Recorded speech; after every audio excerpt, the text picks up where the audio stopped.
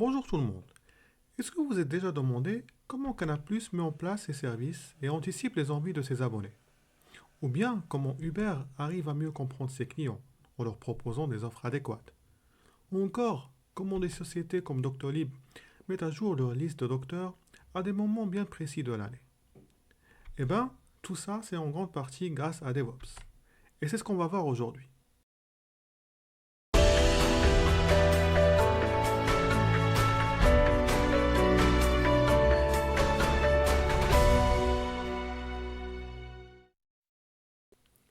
Si vous regardez cette vidéo, c'est sûr que le terme DevOps a attiré votre attention et vous aimeriez en savoir plus. En effet, ces dernières années, on entend tout et n'importe quoi concernant ce terme. Alors, est-ce un profil, une méthodologie ou juste un outil? Selon Wikipédia, DevOps est un ensemble de pratiques combinant le développement logiciel et les opérations informatiques, autrement dit Ops.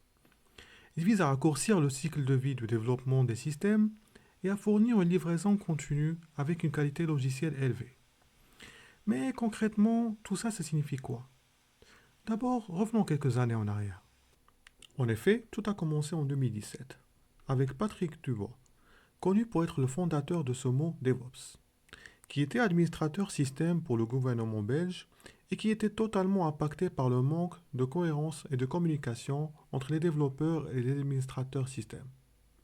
En 2008, il participe à une conférence agile où il rencontre le développeur Andrew Schaffer, qui présentait un sujet sur les infrastructures agiles. Intéressé par le sujet, Patrick en discute avec Andrew.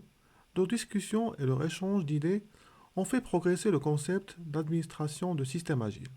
La même année, Patrick et Andrew ont formé un groupe d'administrateurs de système agile sur Google. Un groupe d'ailleurs qui est toujours en activité.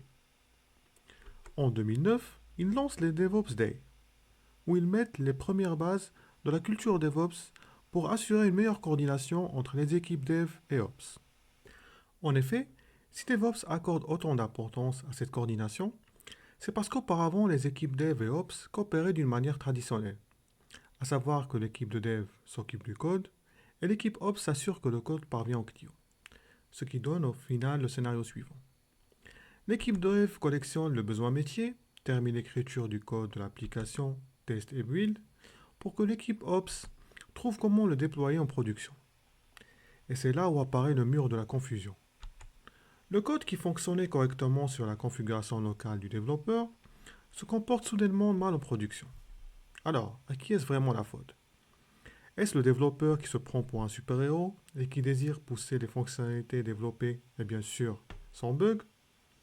Ou bien l'opérateur qui se prend pour le garant unique de la sécurité et de la stabilité de l'application et qui protège la compagnie contre les aberrations du dev?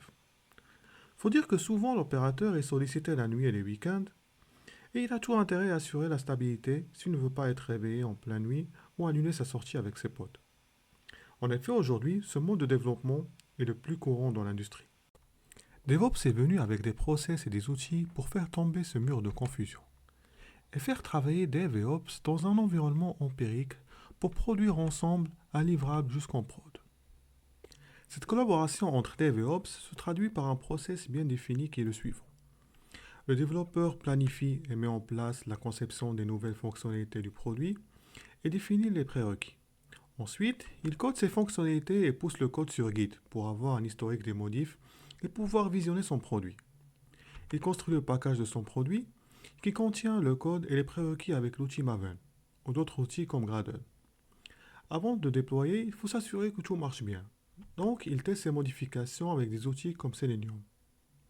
Maintenant que les fonctionnalités sont testées, le dev passe la main à l'Ops pour le déploiement.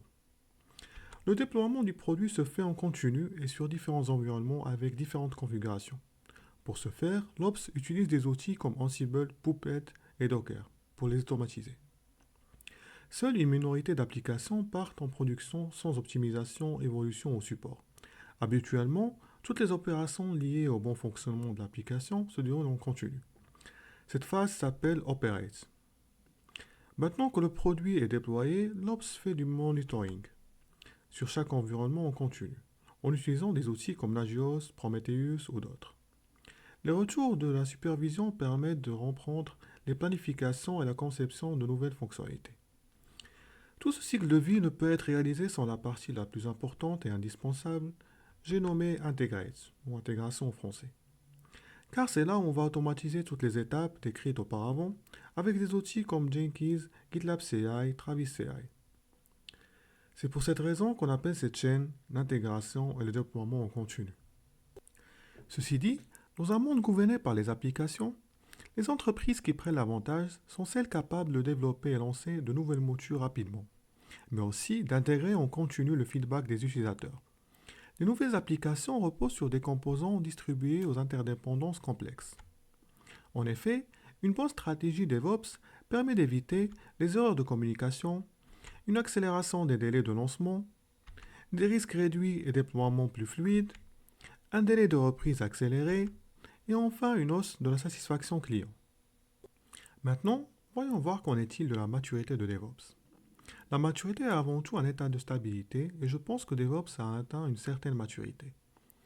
Il est bien implanté aujourd'hui dans nos métiers et les paradigmes qui l'accompagnent.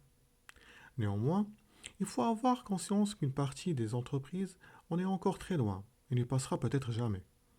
L'avenir de DevOps est très prometteur et de nombreuses entreprises en tirent profit des avantages de cet état d'esprit.